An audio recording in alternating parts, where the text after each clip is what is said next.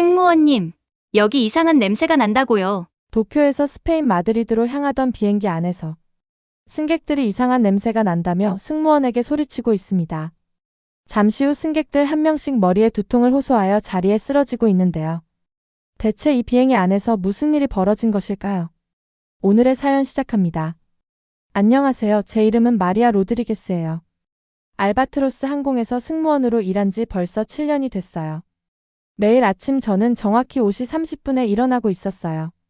저는 모든 것이 정돈되어 있는 걸 좋아해요.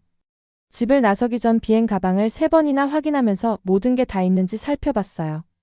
저는 한국행 비행을 한 번도 원하지 않았어요. 어린 시절부터 한국에 관한 이야기를 들으면서 왠지 불안한 마음이 들고 있었거든요. 사람들은 한국인들이 너무 차갑고 엄격하다고 말했어요. 저는 한국 사람을 한 번도 만나보지 않은 채로 이런 이야기들을 그냥 믿고 있었어요. 항공사에서 서울행 비행 지원자를 물을 때마다 저는 조용히 있으면서 대신 파리나 뉴욕행 비행을 바라고 있었죠. 오늘도 다른 날과 똑같이 시작했어요. 우리 비행기는 도쿄에서 마드리드로 가는 노선이었고 저는 이 노선에서 뭘 해야 할지 정확히 알고 있어서 기분이 좋았습니다. 비행 전 미팅에서 기장님이 우리에게 미소를 지으며 말했어요. 오늘은 날씨가 완벽하네요. 기장님이 말했어요. 집으로 가는 여정이 수월할 것 같았어요. 저는 시계를 확인했어요. 정확히 일정대로였죠. 오늘은 알렉산더 브라운이 저와 함께 근무하고 있었어요. 알렉산더는 키가 크고 검은 머리에 차가운 파란 눈을 가진 사람이었죠. 그에게서 뭔가 늘 불편함을 느끼고 있었지만 전문적으로 대하려고 노력하고 있었어요. 그는 규칙을 정확히 따르는 경우가 드물었고 그게 저를 신경 쓰이게 했어요. 비행 첫 2시간은 평범했어요. 음료를 서빙하고 있었죠. 서빙이 끝난 후 한 할머니가 독서용 안경을 찾으셨고 저는 찾는 것을 도와드리고 있었어요. 그러다 갑자기 난기류가 발생되어 모든 승객의 안전벨트가 잘 채워져 있는지 확인하고 있던 때였어요. 그때 이상한 냄새가 나기 시작했어요. 처음에는 그저 희미한 냄새였는데 뭔가 타는 것 같은데 또 그렇지는 않은 느낌이었죠. 주변을 둘러보면서 다른 사람들도 알아차렸는지 궁금해하고 있었어요. 그러다 14시 좌석에 앉은 한 남자가 기침을 시작하는 걸 보았어요. 그리고 옆에 있던 여자가 티슈로 입을 가리고 있었어요. 곧 비행기 전체의 승객들이 기침을 하고 불안해 보이기 시작했습니다. 별거 아니에요. 알렉산더가 손을 휘휘 저으며 말했어요. 아마 에어컨이 또 이상한 거겠죠. 하지만 저는 그게 별거 아니라고 생각하지 않았어요. 더 많은 승객들이 아프기 시작하면서 제 심장이 빠르게 뛰고 있었습니다. 한 남자는 좌석에서 몸을 구부리고 있었고 한 아이는 울기 시작했어요. 저는 급히 조종실로 가서 기장님께 말씀드렸어요. 제 말을 듣는 동안 기장님의 표정이 심각해지고 있었어요. 그는 고개를 한번 끄덕이더니 관제탑과 통화하기 위해 무전기를 들었어요. 몇 분 후 기장님의 목소리가 스피커를 통해 들려왔습니다. 승객 여러분, 기술적인 문제로 인해 한국 인천국제공항에 비상 착륙할 예정입니다. 침착하게 승무원의 지시에 따라주시기 바랍니다. 한국이라니. 그동안 제가 일하는 내내 피해온 바로 그곳이었어요. 착륙을 위해 준비하면서 제 손이 약간 떨리고 있었습니다. 안전벨트를 확인하고 느슨한 물건들을 수납하면서 창밖을 바라봤어요. 아래로는 한국 반도가 점점 가까워지고 있었고 서울에 번쩍이는 불빛들이 멀리서 반짝이고 있었습니다. 비행기가 아래로 기울어지고 있었어요. 제 평범하고 예측 가능했던 세계가 아래로 사라지고 있었어요. 그때는 몰랐지만 제 진짜 여정이 이제 막 시작되고 있었어요. 인천공항을 향해 내려가면서 저는 깊은 숨을 들이쉬고 침착하게 있으려고 노력하고 있었습니다. 하지만 속으로는 겁에 질려 있었어요. 비상 상황뿐만 아니라 아래에서 기다리고 있는 낯선 나라에 대한 두려움 때문이었죠. 제가 알고 있다고 생각했던 모든 것이 이제 바뀌려고 하고 있었어요. 인천공항 활주로의 비행기가 세게 착륙했어요. 창밖으로는 빨간색, 파란색, 하얀색의 번쩍이는 불빛들이 사방에 보이고 있었어요. 정말 많은 응급 차량들이 우리를 기다리고 있었어요. 구급차, 소방차, 경찰차들이 모두 완벽한 질서로 줄지어 서 있었죠. 비행기가 멈추자마자 온몸을 뒤덮는 특수 수트를 입은 사람들이 우리 비행기에 들어왔어요. 마스크와 보호장비를 착용한 모습이 마치 우주비행사처럼 보이고 있었어요. 제 심장이 너무 빠르게 뛰고 있었어요. 승무원 휴게실에 숨어서 다른 사람이 이 문제를 처리하게 하고 싶었죠. 한국에 있기 싫었어요. 난 이걸 할 수 없어. 호흡 곤란을 겪고 있는 할머니를 도와드리면서 저는 혼잣말로 중얼거리고 있었어요. 여기서는 안 돼. 한국에서는 상사에게 바로 스페인으로 돌려보내달라고 요청할까 생각하고 있었어요. 너무 스트레스를 받았다거나 일하기에는 너무 힘들다고 말할 수도 있었죠. 이렇게 불안하게 만드는 이곳을 벗어나기 위해 뭐든지 할 생각이었습니다. 마리아, 승객 명단을 정리하는 걸 도와줘야겠어. 기장님이 말씀하셨어요. 의료팀에서 누가 어디에 앉아 있었는지 알아야 한대. 저는 고개를 끄덕였지만 정말 하기 싫었어요. 한국 응급 요원들과 대화하고 싶지 않았어요. 그들이 질문할 때마다 저는 아주 짧게 대답하며 그들을 쳐다보지 않으려고 했어요. 일은 하고 있었지만 마음은 전혀 들어있지 않았죠. 그때 모든 것을 바꿔놓은 사람을 만났어요. 이름은 한지민이었고 응급 대응팀을 맡고 있었어요. 짧고 단정한 머리에 영리하고 또렷한 눈빛을 가지고 있었어요. 자신감 있게 걸으며 모두가 귀 기울이게 만드는 차분한 목소리로 말하고 있었습니다. 로드리게스 씨, 수집하신 승객 의료 정보를 봐야 할 것 같아요. 그녀는 태블릿 컴퓨터를 들고 저에게 말했어요. 저와 공유해 주시겠어요? 저는 많은 말 없이 제 메모를 건넸어요. 그녀가 그냥 메모를 가져가길 기대하고 있었죠. 하지만 그녀는 메모를 꼼꼼히 살펴본 후 진심 어린 미소를 지으며 저를 바라봤습니다. 정말 훌륭한 작업이네요. 그녀가 말했어요. 아주 상세하게 작성하셨군요. 저희 일을 훨씬 수월하게 만들어주셨어요. 감사합니다. 그녀의 친절함에 놀랐어요. 그 혼란스러운 첫 1시간 내내 저는 지민 씨가 일하는 모습을 지켜보고 있었습니다. 한 명의 아픈 승객에서 다른 승객으로 옮겨가며 모두가 도움을 받을 수 있도록 하고 있었어요. 그녀는 의료적인 체크만 하는 게 아니었어요. 손을 잡아주고 위로해주고 두려워하는 사람들에게 부드럽게 말을 건네고 있었습니다.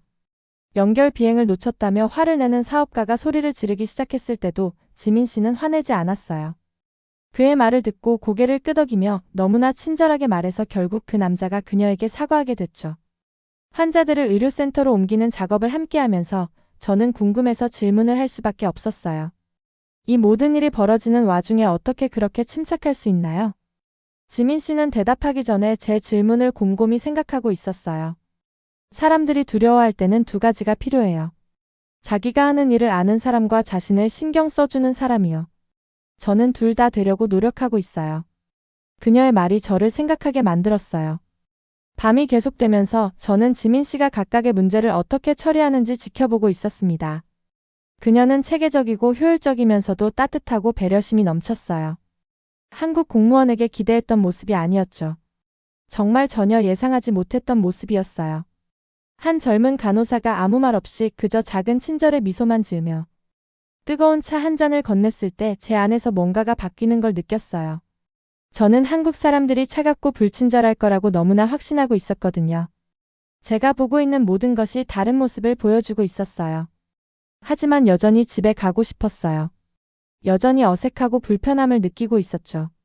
하지만 지민 씨를 따라 한 가지 일에서 다른 일로 옮겨가며 아픈 승객들을 돕고 정보를 정리하면서 정말 어쩌면 이곳에 대해 내내 잘못 알고 있었던 건 아닐까 하는 생각이 들기 시작했습니다. 아침 햇살이 커다란 공항 창문을 통해 비치기 시작하면서 모든 것이 황금빛으로 물들고 있었어요. 저는 차분하고 자신감 있게 팀을 지휘하고 있는 지민 씨를 바라봤습니다. 여전히 앞으로 일어날 일들이 두렵긴 했지만 제 안에서 뭔가가 변하고 있었어요. 이 낯선 새로운 세계에서 예상치 못한 안내자를 찾았던 거죠. 인천공항 응급의료센터에서 저는 6시간 내내 쉬지 않고 일하고 있었어요. 유니폼은 구겨져 있었고 단정하게 올렸던 머리는 흐트러져 있었죠. 항상 꼼꼼하게 바르던 화장은 이미 오래전에 지워져 있었습니다. 피곤했지만 멈출 수 없었어요. 아직도 도움이 필요한 승객들이 있었거든요. 한 젊은 한국인 간호사가 저에게 다가왔어요. 아무 말도 하지 않고 그저 따뜻한 차 한 잔을 건네며 작은 미소를 지어주고 있었죠. 정말 단순한 것, 그저 차 한 잔이었을 뿐인데. 하지만 그 순간 제 안에서 뭔가가 바뀌고 있었어요. 새로운 눈으로 의료센터를 둘러보고 있었어요.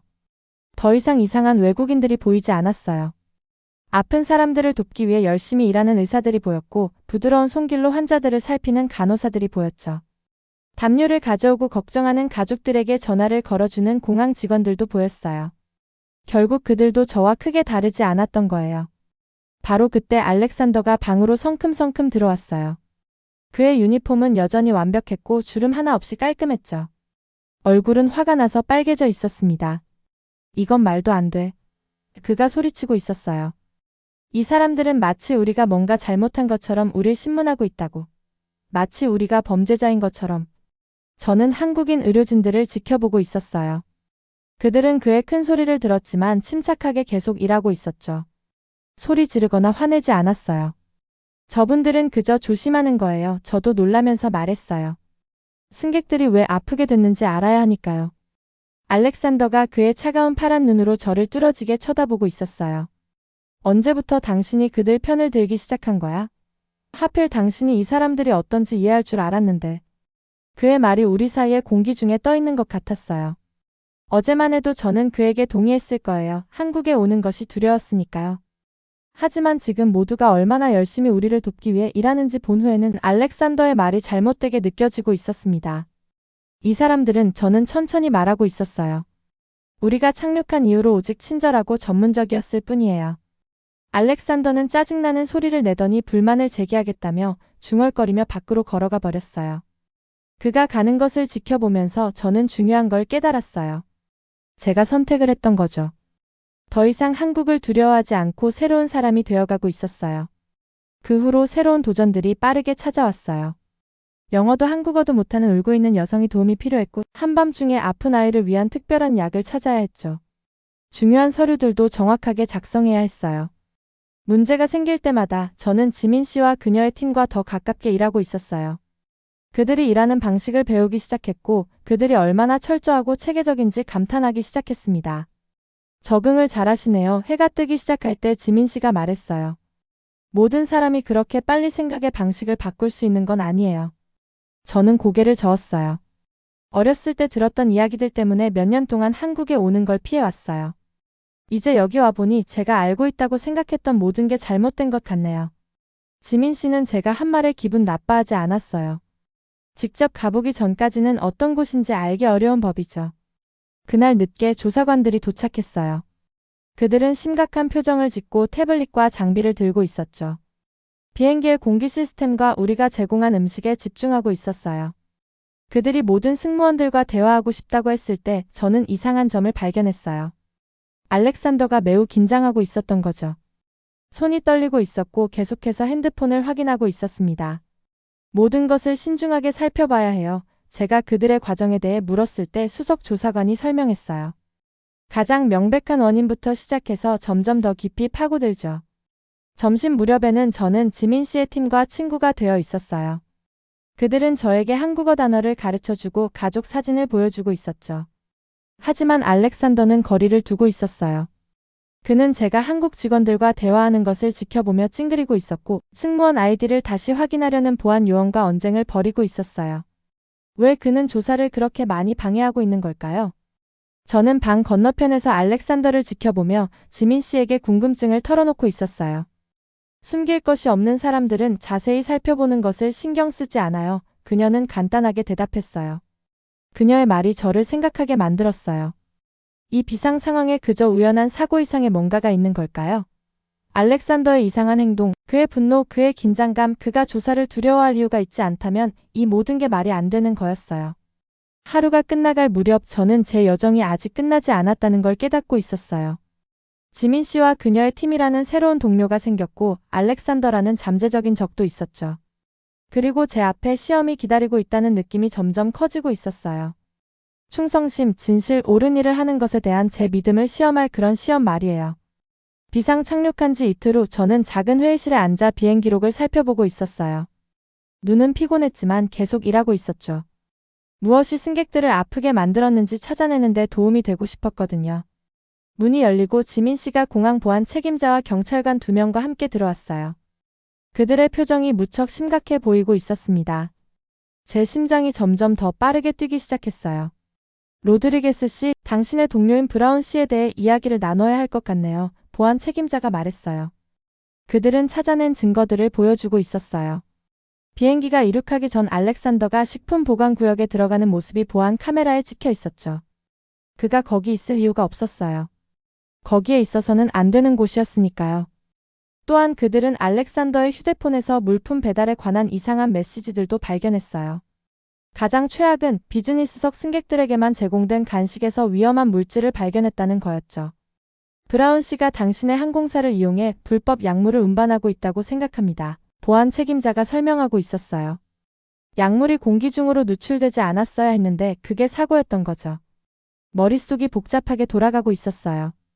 갑자기 많은 것들이 이해가 되기 시작했어요. 알렉산더는 항상 비즈니스석은 자기가 혼자 서빙하겠다고 고집했고 비행 중에 화장실에 너무 자주 갔어요. 기장이 비상 착륙을 발표했을 때 알렉산더는 승객들을 걱정하는 표정이 아니라 자기 자신을 위해 두려워하는 표정을 짓고 있었던 거죠. 당신의 도움이 필요해요. 지민 씨가 제 눈을 똑바로 바라보며 말했어요. 다른 승무원들도 관련되어 있는지 알아야 합니다. 이건 제 인생에서 가장 큰 도전이었어요. 입을 다물고 동료를 도와야 할까요? 아니면 승객들을 위험에 빠뜨린 사람을 잡는 데 도움을 줘야 할까요? 쉬운 선택이 아니었지만 마음 깊은 곳에서는 무엇이 옳은지 알고 있었어요. 그 후 12시간 동안 저는 제가 해본 것 중 가장 어려운 일을 하고 있었어요. 작은 녹음 장치를 착용하고 승무원 호텔에 있는 알렉산더와 대화하러 갔죠.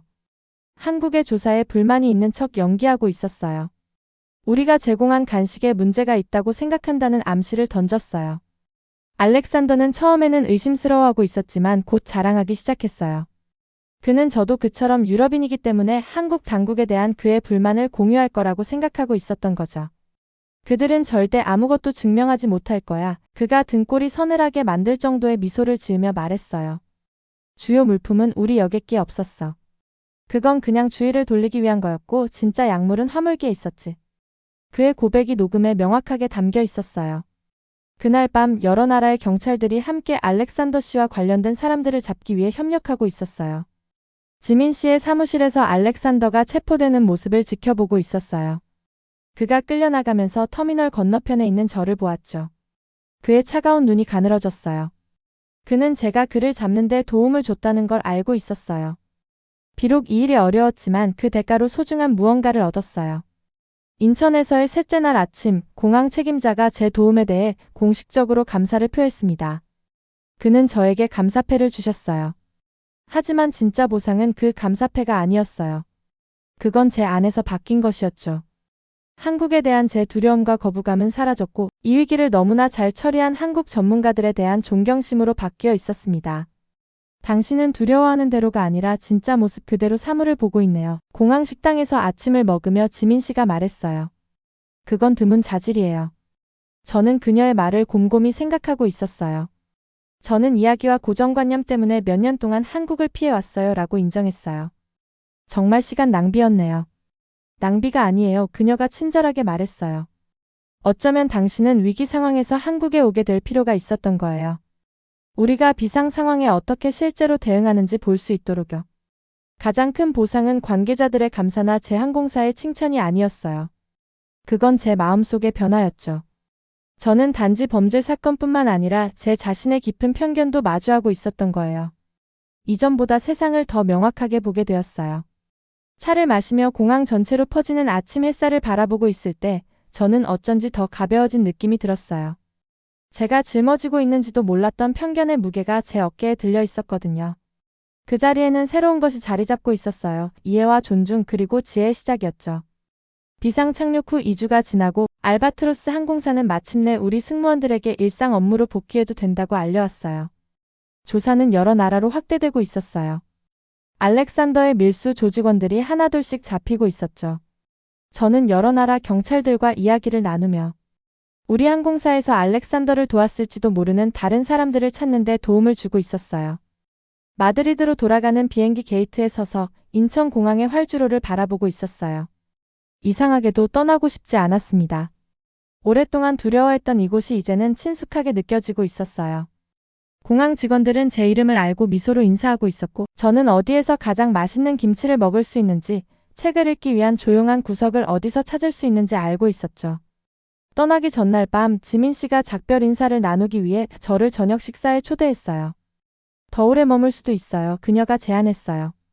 항공사에서 영향을 받은 승무원들은 추가 휴가를 쓸 수 있다고 했잖아요. 진지하게 고민하고 있었어요. 한편으로는 더 머물러서 한국에 대해 더 많이 배우고 싶었지만 다른 한편으로는 집으로 돌아가서 새로운 이해를 가지고 예전 생활을 마주해야 할 때라는 것을 알고 있었어요. 돌아가야 해요라고 설명하고 있었죠. 동료들을 마주하고 여기서 배운 것을 나눠야 해요. 돌아가는 것도 여정의 일부니까요. 지민 씨는 고개를 끄덕였어요.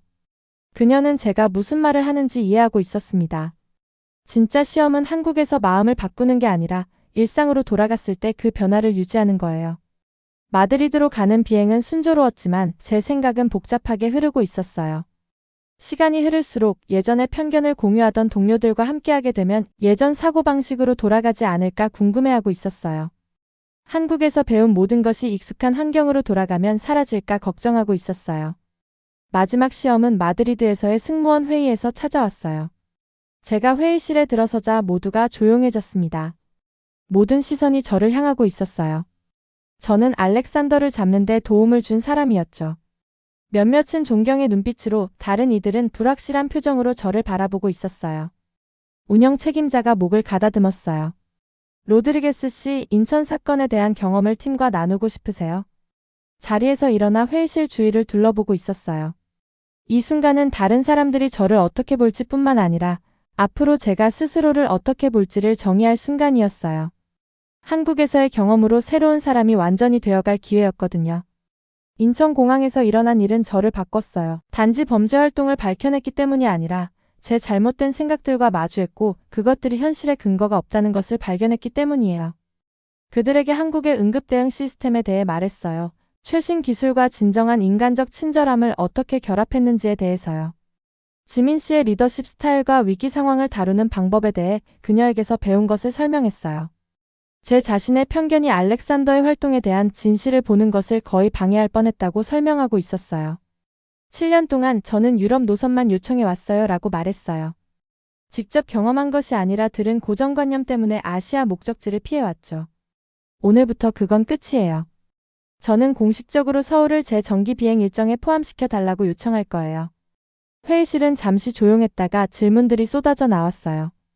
몇몇 동료들은 의심스러워 보였고 다른 이들은 호기심을 보이고 있었습니다.